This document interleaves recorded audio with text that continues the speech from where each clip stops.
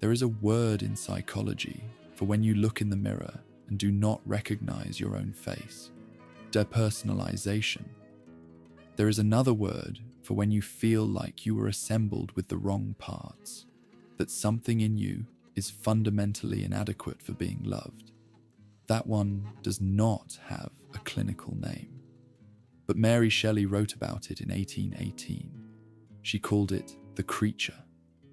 Frankenstein's monster is not a horror story about science.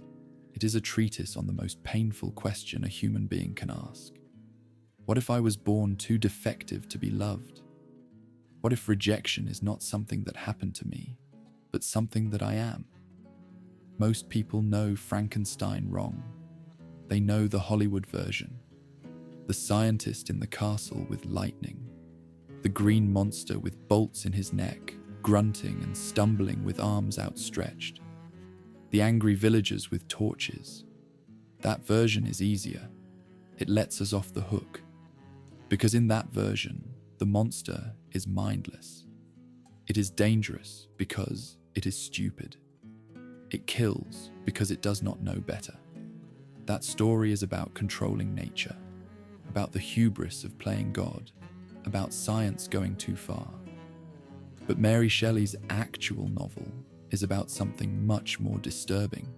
It is about what happens when you are born conscious, intelligent, and capable of love. But the world looks at you and decides you are unlovable, not because of what you have done, because of what you are. In the real Frankenstein, the creature is not an idiot. It teaches itself to read. It speaks multiple languages fluently. It is vegetarian. It saves a little girl from drowning. And the very first thing it does when it wakes up on that table in Victor Frankenstein's laboratory is smile and reach out its hand. Victor Frankenstein looks at that outstretched hand and runs. He does not say a word. He just turns and flees in horror, leaving the creature standing there alone, confused, with its hand still extended, not understanding what it did wrong. That is the scene Hollywood never shows. The moment innocence realizes it was born condemned. This is about the feeling that you were assembled incorrectly, that there is something about the way you exist in the world that makes love structurally impossible. Not love you have not found yet, not love you lost, but love that was never available because of how you are built. Mary Shelley understood this at 20 years old, in a way that psychology would not have language for until 150 years later. She understood that there is a difference between being rejected and being rejectable, between nobody loves me right now and I was made in a way that makes me fundamentally unfit for love, between loneliness as circumstance and loneliness as ontology, as the basic structure of existence. The distance between the book and what most people think the book is reveals something about how we deal with uncomfortable truths. The story has been retold and adapted so many times that the adaptations have replaced the original in collective memory, and every adaptation makes the same change. They make the creature less sympathetic, less intelligent, less human. Because a mindless monster is a solvable problem. You kill it, but a suffering, eloquent being that was made incapable of receiving love. That is not a solvable problem. That is a mirror. Mary Shelley wrote Frankenstein in 1880s. She was 18 when she started it, 20 when it was published. Her mother, Mary Wollstonecraft, died 11 days after giving birth to her. Her father was emotionally cold and remarried a woman who resented her. Percy Shelley, the man she loved, was married to someone else when they ran away together. His pregnant wife later committed suicide. Mary's own baby, born premature, died 2 weeks after birth. She wrote in her journal, "I dreamed that my little baby came to life again, that it had only been cold, and that we rubbed it before the fire, and it lived. This is the soil Frankenstein grew out of. the question of what it means to be born into a world that did not want you. The creature wakes up alone. It does not know what it is. It does not know where it is. It wanders into the world, confused and afraid. It feels cold and puts on clothes it finds. It feels hunger and eats berries. It feels the sun and enjoys warmth. Everything is new. It is like a newborn, but in an adult body, with adult consciousness, and no one to explain anything. People see it and scream. They throw rocks. They run. The creature does not understand. It had done nothing. It approaches a village and the entire population attacks it. It flees into the forest. There is a psychological concept called the looking glass self, developed by sociologist Charles Cooley in 1902. The idea is that we do not have a self until we see ourselves reflected in other people's reactions. A child who is constantly treated as intelligent begins to think of themselves as intelligent. A child who is constantly treated as worthless begins to think of themselves as worthless. We are not born with identity. We construct it from how others see us. The creature has no mirror except other people's faces, and every face reflects horror. It finds an abandoned shelter attached to a cottage. There is a small hole in the wall. Through this hole, it watches a family. An old blind man named DeLacy, his son Felix, and his daughter Agatha. The creature spends months watching them. It learns that the old man is blind and sad because the family is poor. It sees Felix and Agatha work constantly to take care of their father. It watches them read together, play music, embrace. It has never seen tenderness before, and something in it breaks open. At night, when the family is asleep, the creature secretly gathers firewood and leaves it at their door. It clears snow from their path. It does not want anything in return. It just wants to be near them, to be part of something, even invisibly. It learns to speak by listening to them. It learns to read. Felix reads books aloud, and the creature memorizes everything. It finds 3 books: Paradise Lost, Plutarch's Lives, and Goethe's Sorrows of Young Werther. It reads them obsessively. Paradise Lost is about the fall of Satan, the angel who rebels against God and is cast into hell. The creature reads the line where Satan says, "Did I request thee, Maker, from my clay to mold me man? Did I solicit thee from darkness to promote me?" It understands. It did not ask to be created. It did not consent to existence. And yet here it is, alone, hated, with no explanation why. But it also identifies with Adam, the first human, who wakes up in paradise surrounded by beauty and has God to explain everything to him. The creature has no God.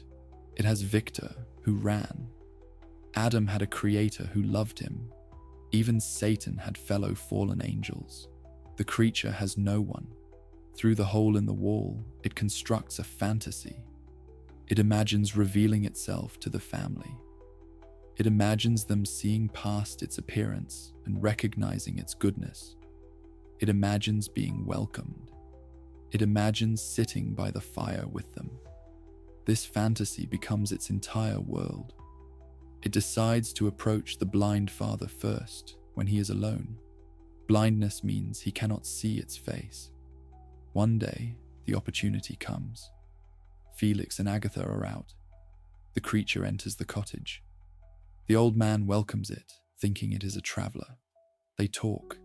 The creature explains that it is alone, that it has no friends, that people judge it unfairly.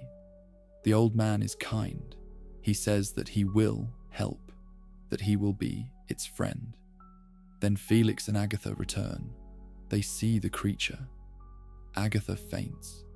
Felix grabs a stick and beats it, screaming, driving it out. The creature could kill Felix easily. It is 8 feet tall and enormously strong, but it does not fight back. It runs into the forest. It returns that night, and watches through the hole. The family is packing. They are leaving, abandoning the cottage because they are terrified. The creature realizes it has destroyed the only source of beauty it ever had. And something inside it changes. It says something in the novel that cuts to the bone. It says, "I am malicious because I am miserable. Am I not shunned and hated by all mankind?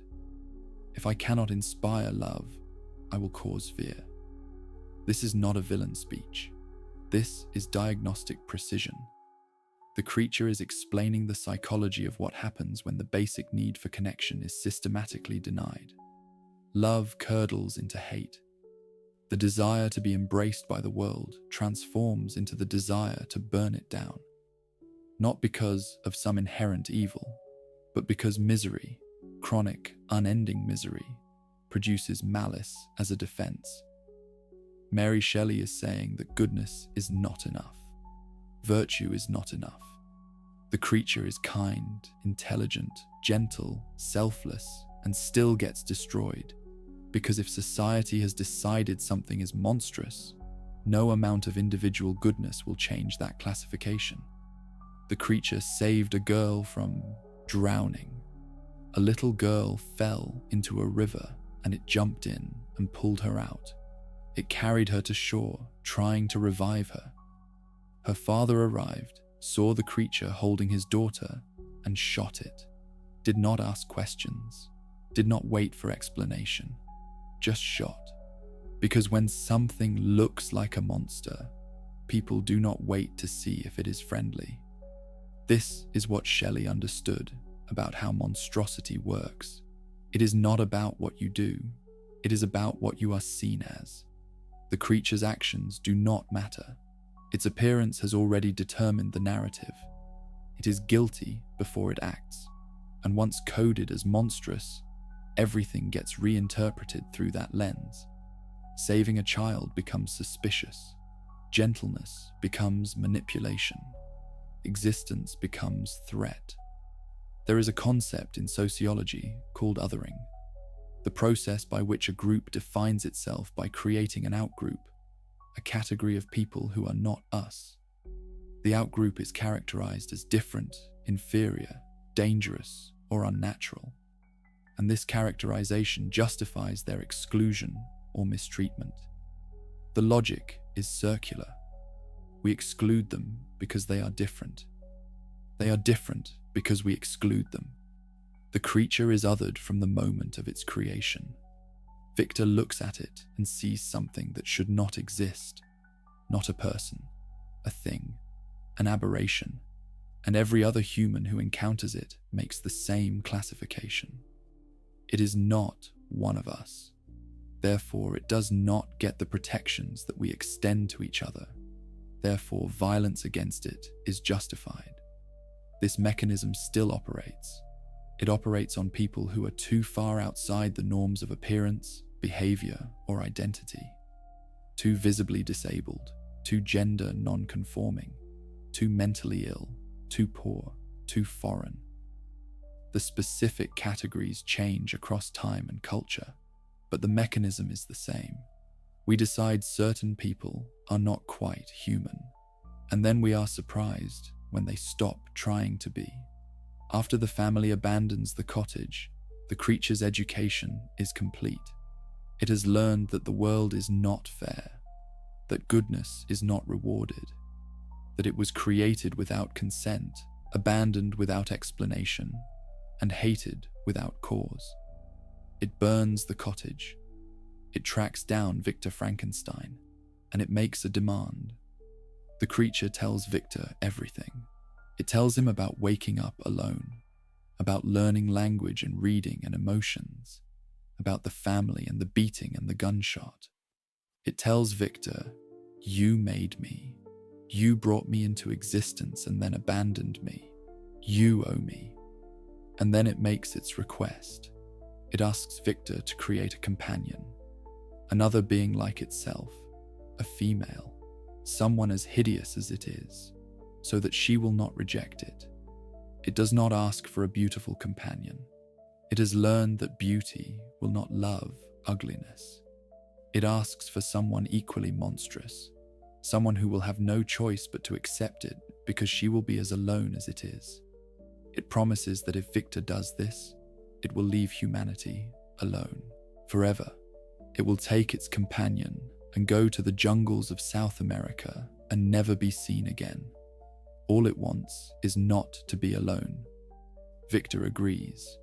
He is horrified, but he agrees. He sees the logic. He sees that the creature's suffering is his fault. So he begins work on a second creature, a bride. But as he works, he starts to imagine futures. What if they reproduce? What if they hate each other? What if creating another monster makes the problem worse? And one night, as he is almost finished, he looks at the half-assembled body on his table and destroys it. The creature is watching through the window. It sees Victor tear apart its only hope, and it speaks the most devastating line in the book. It says, "I shall be with you on your wedding night." Victor thinks this is a threat against him, but that is not what the creature means. The creature means, "You destroyed my companion. I will destroy yours." Victor marries Elizabeth, the woman he loves. On their wedding night, Victor is paranoid, armed, waiting for the creature to attack him. He tells Elizabeth to go to the bedroom while he patrols the house. And while he is searching for the creature outside, the creature enters through the window and kills Elizabeth. Victor hears her scream.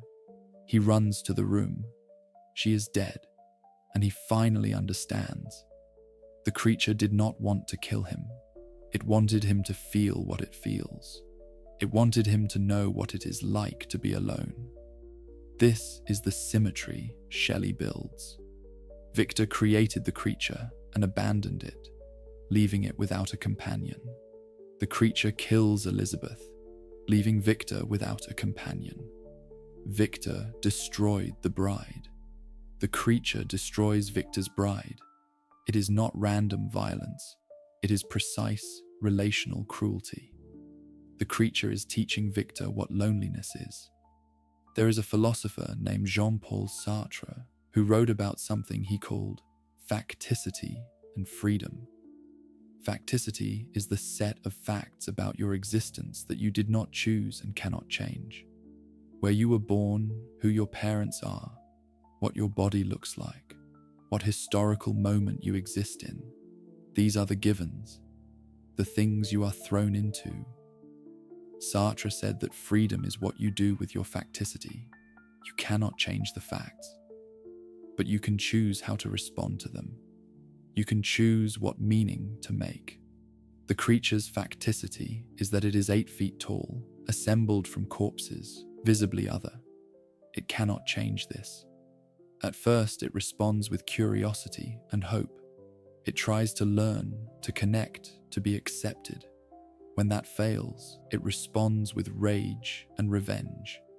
It chooses to make its creators suffer as it has suffered. Both responses are free choices. The creature is not determined by its circumstances, but the choices available to it are constrained by its facticity. It cannot choose to be loved. That option is not on the table. It can only choose how to live with not being loved. And this raises the question that Sartre spent his life wrestling with. What does freedom mean when your options are all bad? When every path leads to suffering? Is it still freedom if you are only choosing between different forms of pain? Sartre would say yes, because freedom is not about having good options. Freedom is about having options at all and taking responsibility for the choice. The creature is free because it could have chosen differently. It could have remained gentle despite rejection. It could have continued gathering firewood for families that would never see it. But it chose violence instead. And that choice, however constrained by circumstance, is still a choice. But there is another reading, a reading where the circumstances are so extreme that calling it a choice is obscene. The creature was created without consent, abandoned immediately, attacked on sight by everyone it encountered, denied every basic need for connection and recognition. Under those conditions, is rage really a choice? Or is it the inevitable psychological outcome of sustained torture? This is the question Shelley leaves open. She does not tell us whether to blame the creature or pity it. She shows us both. The creature is a murderer. The creature is also a victim. It is both. And holding both of those truths at the same time is what makes the novel so powerful. It refuses simplicity. Victor's father dies from grief. Victor is now completely alone, exactly as alone as the creature. And he decides to hunt it. He chases the creature across Europe, into Russia, into the Arctic. The creature leaves clues, messages, making sure Victor can follow. It wants to be chased. It wants Victor's attention, even if that attention is hatred. Because hatred is still a relationship. Hatred is still being seen. Finally, Victor's body gives out. He is dying on an explorer's ship, frozen and exhausted. The creature appears one last time. It looks at Victor's corpse, and it cries. If the creature is just evil, why does it cry? It says that it never wanted this. It says it suffered more than Victor can imagine. It says it became a monster because it had no other option, because every path to connection was closed. And now that Victor is dead, it has nothing. No creator, no companion, no purpose. It is completely, finally, absolutely alone. The creature tells the ship's captain that it is going to build a funeral pyre and burn itself. It is going to walk out onto the ice, far from humanity, and die. Not because it was defeated, because there is nothing left. The book ends. It was borne away by the waves and lost in darkness and distance. The creature is not killed by villagers. It is not destroyed by its creator. It destroys itself. Because a life of complete isolation, of being hated for existing, is not a life worth continuing. Now we have to ask why this story has been so thoroughly misrepresented. Why every adaptation removes the creature's intelligence, its eloquence, its suffering. Why the story gets turned into a simple morality tale about science gone wrong instead of what it actually is. The answer is that the real story is too uncomfortable. Because if the creature is intelligent and good and still rejected, then rejection is not about moral failing. It is about how societies create categories of acceptable and unacceptable, human and monstrous, and how those categories are often based on appearance, on difference, on things people cannot control. Shelley is writing about the mechanism by which humans decide who counts as human and who does not. The creature looks wrong. Its skin is the wrong color. Its body is the wrong size. Its face is the wrong shape. And because of that, nothing it does matters. It could be a saint, and it would still be killed. This is not subtle. Shelley is writing about how people who do not fit the aesthetic or social norms get classified as less than, as threatening, as monstrous, and how once that classification happens, it becomes almost impossible to escape. The creature tries everything. It tries to be useful. It tries to be educated. It tries to be humble. It tries to be heroic. None of it works. Because monstrosity is not about behavior. It is about being. And this becomes unbearably relevant when we look at how exclusion operates now. The mechanisms are the same. We still create categories of acceptable and unacceptable. We still other people based on appearance and difference. We still treat certain forms of existence as aberrations that need to be corrected or hidden or eliminated. What changes is the language we use to justify it. In 1818, the villagers attacked because the creature looked demonic. Now the language is medicalized pathologized, optimized. The person is not monstrous, they have a disorder. They are not being excluded, they are being helped. They are not being othered, they are being given resources to better integrate. But the underlying mechanism is the same: conform or be cast out, fit the template or accept isolation. And the cruelty is that the people who receive this message internalize it. They start to believe it. They start to think that if they just improve enough, if they just become good enough, they will finally be acceptable. They do not realize that acceptability is not actually based on goodness. It is based on conformity, on fitting a pre-existing image of what a person should be. The creature learns this. It learns that it does not matter how virtuous it becomes. It will always be a creature, and this realization breaks it.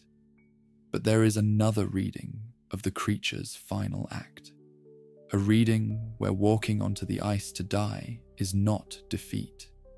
It is refusal. The creature could keep trying. It could keep begging for acceptance, keep trying to prove its worth, keep performing goodness in the hope that someone, someday, might see past its appearance. But it does not. It stops. It says, if the world has decided I am a monster, I will not spend my life trying to prove otherwise. I will leave. This is not the same as giving up. This is recognition. Recognition that some games are rigged, that some systems are designed to exclude, and that the most powerful thing you can do is refuse to play. The creature does not kill itself in despair. It kills itself in clarity. It sees that as long as it exists, it will be hated. As long as it exists, it will be lonely. And it decides that existence under those conditions is not worth it. This is not weakness. This is sovereignty. The choice to end a life that was never freely chosen in the first place. Victor created the creature without asking if it wanted to exist. The creature ends itself, taking back the one piece of control it has. There is something else in the story, something quieter. The creature, even in its final speech, even as it prepares to die, is eloquent. It is thoughtful. It understands itself and its situation with clarity. It does not blame itself. It blames Victor. It blames the world. It says, I was made this way and then punished for being this way. That is not my fault. This is the dignity Shelley grants the creature, the refusal of internalized shame. Yes, the creature is alone. Yes, it is hated. Yes, it will die isolated. But it knows that this is not because it is defective. It is because the world is cruel. And that knowledge, that clear-eyed understanding of what happened and why, is its own kind of freedom. Not the freedom to be happy, not the freedom to be loved, but the freedom to see accurately, to refuse the lie that its suffering was its own fault. There is a concept in psychology called the fundamental attribution error. When we see someone else fail or suffer, we tend to attribute it to their character. They are lazy, they are weak, they are broken. But when we ourselves fail or suffer, we attribute it to circumstances. We had bad luck. We were in an impossible situation. The system was rigged. The truth is usually somewhere in the middle. Character and circumstance both matter. But for people who are systematically excluded, who are othered and rejected not for what they do, but for what they are, the fundamental attribution error becomes a form of violence because it places all the blame on them. It tells them that their suffering is proof of their defectiveness, when in reality their suffering is proof of the world's cruelty. The creature refuses this error. It sees clearly. It was not rejected because it was defective. It was rejected because Victor was a coward and society was cruel. And that clarity, that refusal to internalize shame, is what allows it to die with dignity rather than despair. Mary Shelley understood this because she lived it. She was the daughter of famous intellectuals, but she was also a woman in a time when women were not supposed to write. She ran away with a married man and was ostracized by society. She lost her mother, her children, her husband. She knew what it felt like to be judged for things she could not control. She knew what it felt like to be seen as scandalous, as improper, as wrong. And she wrote Frankenstein as an exploration of that feeling. Not as autobiography, but as philosophy. She took her own experience of exclusion and universalized it. She asked, what is the most extreme version of this? What does it look like when exclusion is total? And the answer is the creature. A being so completely outside the category of human that no connection is possible. A being that tries everything and still fails. A being that faces the question, if love is impossible, is existence worth it? Shelley does not answer the question. She just asks it. And she trusts that some people, the people who have felt like the creature, will understand why she is asking. There is a philosopher named Simone de Beauvoir who wrote about what she called the ethics of ambiguity. She said that human beings are thrown into existence without choosing it. We wake up in a world we did not make, with bodies we did not choose, in circumstances we did not control. And the fundamental human project is to create meaning in a situation that has no inherent meaning. The creature is the purest example of this. It wakes up on a table created by someone else's obsession, abandoned immediately, forced to navigate a world that was not designed for it. It has no parents, no culture, no context, just raw existence. And from that, it tries to build something. It tries to learn. It tries to connect. It tries to be good. Beauvoir would say that the creature's tragedy is not that it fails. The tragedy is that it was created in bad faith. Victor brought it into being for his own ego, his own curiosity, and then refused responsibility for what he created. The creature is abandoned to freedom, to the terrifying responsibility of making itself, with no guidance and no support. And the world punishes it for this freedom. Because freedom, real freedom, is monstrous.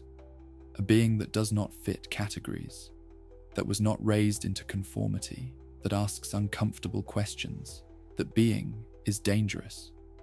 Not because it will hurt anyone, because it reveals that the categories are arbitrary. This is what happens to people who do not fit neatly into social categories. The world does not know what to do with them, and rather than expand the categories, rather than make room, the world tries to eliminate the anomaly, either by forcing conformity or by exclusion. The creature cannot conform. It cannot make itself look human. It cannot shrink itself. So it is excluded. An exclusion, when it is total, when it is inescapable, is a form of social death. Human beings are not built to survive alone. Isolation is not just uncomfortable. It is a threat to basic functioning. Studies on solitary confinement show that prolonged isolation causes hallucinations, cognitive decline, emotional dysregulation, and suicidal ideation. The creature experiences all of this. But here is the twist. The creature knows what is happening to it. In its final speech, it says that it could have been good. It says that if Victor had loved it, if anyone had loved it, it would have been gentle and affectionate. It knows that its monstrosity is circumstantial, not essential. It knows that it became what it became because of what was done to it, not because of some inner defect. This self-awareness is what makes the creature tragic rather than pitiable. It is not deluded. It knows it has done terrible things. It killed an innocent child. It killed Elizabeth. It destroyed Victor's family. It knows this. And it says, yes, I did those things. I became a monster. But I became a monster because I was made into one. This is accountability without shame. The creature takes responsibility for its actions while also refusing to take responsibility for the conditions that made those actions inevitable. Most people cannot hold this complexity. They want to be either blameless victims or fully autonomous agents. But the truth is more complicated. We are all shaped by things we did not choose. Genetics, childhood, trauma, culture, appearance. And we still make choices within those constraints. The creature was shaped by abandonment and rejection. It still chose murder. Both are true. Mary Shelley understood this because she lived it. She was shaped by her mother's death, her father's coldness, the scandal of running away with a married man, the death of her baby. She did not choose those things, but she still made choices. She chose to write. She chose to explore these ideas. She chose to give the creature a voice. And giving the creature a voice is the most radical thing about the book. In most stories, monsters do not speak. They growl, they roar, they threaten. But they do not have interiority. They do not have reasons. They are just forces of destruction. But Shelley's creature speaks for over 40 pages in the middle of the novel. It tells its entire story. It explains itself. It makes an argument, and the argument is devastating. It says, look at what you did to me. Look at what you made me. And then look at what you expected me to become. This is the difference between a monster and a person. A monster is a thing to be feared and destroyed. A person is a subjectivity, a consciousness, someone whose experience matters. By giving the creature language, Shelley is insisting that it is a person, that its suffering is real, that its loneliness is real, that its anger is justified, and this forces the reader into an uncomfortable position. Because if the creature is a person, then what happened to it is not just unfortunate, it is unjust. Victor is not a tragic hero who made a mistake. He is an abusive parent who abandoned his child. The villagers are not defending themselves. They are committing violence against something they do not understand. The world is not neutral. The world is guilty. This is why adaptations remove the creature's voice, because a speaking, thinking, suffering creature makes the audience complicit. We cannot just enjoy the spectacle of the monster being destroyed. We have to reckon with the fact that we are watching a person being tortured for the crime of existing. And that is too much. That is why we prefer the mindless monster. Because the mindless monster lets us feel safe. It lets us believe that the world is just, that bad things happen to people who deserve them, that if we are good, we will be loved. But the creature disproves this. The creature is good and it is not loved. The creature is innocent and it is punished. The creature does everything right and it is still destroyed. And if that can happen to the creature, it can happen to anyone. This is the existential horror at the center of Frankenstein. Not the horror of the monster. The horror of realizing that goodness does not protect you, that the world is not fair, that you can be born into a situation that is unwinnable, and no amount of virtue or effort will save you. In 1977, the philosopher Judith Butler wrote about something she called precarious life.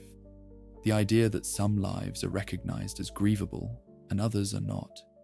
When a person dies who is seen as fully human, their death is recognized as a loss. There is mourning, there is outrage, there is a sense that something valuable has been destroyed. But when a person dies who has been othered, who has been classified as monstrous or aberrant, their death is not grieved. It is justified or ignored or celebrated. The creature's life is precarious in this sense. From the moment of its creation, its existence is seen as illegitimate. Victor does not grieve for it when he abandons it. The villagers do not see its pain when they attack it. When it finally dies, alone on the ice, no one mourns. Its death is not recognized as a loss because its life was never recognized as valuable. And this is the deepest cut in the novel. Not that the creature is alone, not that it is hated, but that its suffering does not count. That it can experience the most profound pain and loneliness and rage, and none of it matters to anyone else. It is transparent, invisible, ungrievable. Shelley is asking, what does it do to a being to know that its pain does not count? That it could suffer infinitely and no one would care? How does consciousness survive that knowledge? The answer is that sometimes it does not. The creature walks onto the ice because there is no point in continuing, not because the suffering is too intense, but because the suffering is too meaningless. It is suffering that no one sees, no one acknowledges, no one cares about, and suffering that serves no purpose, that creates no change, that does not even register in the consciousness of others. That kind of suffering is unendurable. The creature is not being dramatic when it chooses death. It is being rational. It has assessed its situation accurately and concluded that existence under these conditions is not worth the cost. And Shelley does not condemn this choice. She witnesses it. She records it. She lets it stand as a legitimate response to an illegitimate situation. This is where the novel becomes almost unbearably honest, because most stories about suffering end with redemption. The suffering meant something. It taught a lesson. It led to growth. It was worth it. But Frankenstein refuses this. The creature's suffering does not mean anything. It does not lead anywhere. It is just suffering.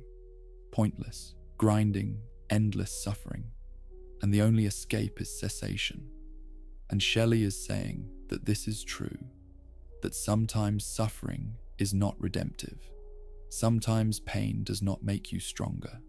Sometimes isolation does not lead to self-discovery. Sometimes things are just bad, and they stay bad, and they end badly. This is not nihilism. This is realism. And for people who are living through that kind of suffering, who are being told by self-help and therapy and religion that their pain has a purpose, that it is making them better, that it will all make sense someday, Shelley's refusal of false comfort might be more valuable than any promise of redemption. Because false comfort is another form of violence. It tells people that their current suffering does not count because some future good will come from it. But what if it does not? What if the suffering is just suffering and nothing good ever comes from it? Then all that false comfort accomplished was making them feel guilty for not being able to find the meaning that they were promised was there. Shelley does not do this. She does not promise meaning. She just shows suffering. And she says this is real. This happens. And sometimes the only response is to stop. The creature's final words are not bitter. They are not angry. They are almost peaceful. It says that it will build a funeral pyre and ascend it in triumph, that it will exult in the agony of the flames. There is something ritualistic about this, something dignified. The creature is not slinking away in shame. It is making a choice. It is taking control of the one thing it can control, its own ending. And then it is gone, borne away by the waves, lost in darkness and distance. Mary Shelley leaves us there, on the ice, with the knowledge that the creature existed, suffered, and chose to stop existing. She does not tell us what to think about this. She does not give us closure. She just gives us the facts. And the facts are these. The creature was created without consent. It was abandoned. It tried to connect. It was rejected. It tried to be good. It was punished. It asked for companionship. It was denied. It became what pain made it. And then it left. This is not a story. This is a diagram, a map of how exclusion operates and what it costs. And the cost is lives, not just the physical death of the creature, but the social death it experienced long before it walked onto the ice. The death of being unseen, the death of mattering to no one. And Shelley is asking whether we are okay with that, whether we are comfortable living in a world that produces creatures, that creates categories of acceptable and unacceptable, and then punishes the unacceptable for existing. Whether we are willing to see what that system does to the people it excludes. She is not asking us to fix it. She is not offering solutions. She is just asking us to see, to witness, to acknowledge that this happens and that it is real. And for some people, being seen is enough. Knowing that someone, even a 20-year-old woman 200 years ago, understood what it feels like to be the creature. That someone looked at that experience and said, this matters. This is real. This deserves to be recorded. That is the gift of Frankenstein. Not hope, not answers, not comfort, just witness. The acknowledgement that some people are born into situations where love is structurally impossible, where goodness is not enough, where the world has decided they are unlovable, and no amount of effort will change that classification. And if that is true, if there are people living that reality right now, then they deserve to have their experience named. They deserve to see it reflected in art. They deserve to know that they are not the first to feel this, and they are not alone in feeling it. Mary Shelley gave them that. She gave the creature language. She gave it dignity. She gave it the right to explain itself, to make its case, to demand that its suffering be acknowledged. She did not save it, but she saw it, and she made sure that anyone who reads the book will see it too. The creature walks onto the ice. Darkness and distance close around it, and the story ends, not with redemption, not with justice, not with hope, just with the fact of what happened. The creature existed, it suffered, it left, and we are still here, still reading, still trying to understand what it means. Shelley does not give us the answer. She gives us the question. And the question is this: what do we owe to beings we have decided are unlovable? Do we owe them anything? Do their lives matter?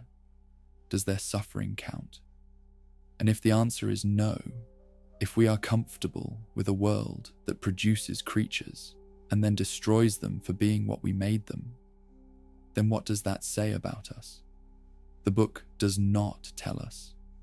It just asks, and it waits. And the waiting is the point, because the question is not meant to be answered quickly. It is meant to sit with us, to disturb us, to make us uncomfortable. That discomfort is the sign that something true is being touched, something we would rather not think about. The possibility that we are all victors, that we create expectations and norms and categories, and then we abandon the people who do not fit them. That we all participate in the system that produces monsters. That exclusion is not something that happens to other people. It is something we do every day, in small ways and large.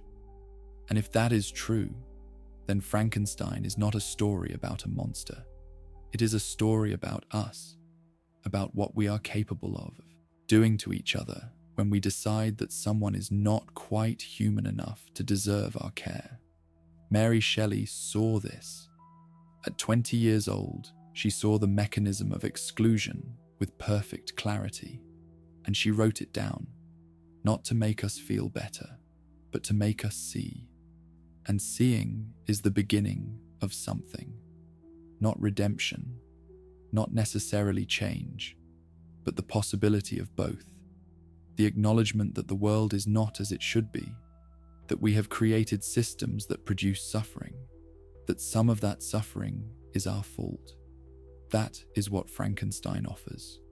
Not comfort, not solutions, just the truth, the hard, uncomfortable truth, that some people are born into situations where they will never be loved, where they will try everything and still fail, where their only choice is between suffering indefinitely or choosing to stop. And Shelley does not tell us that this is okay. She does not tell us that this is how it should be.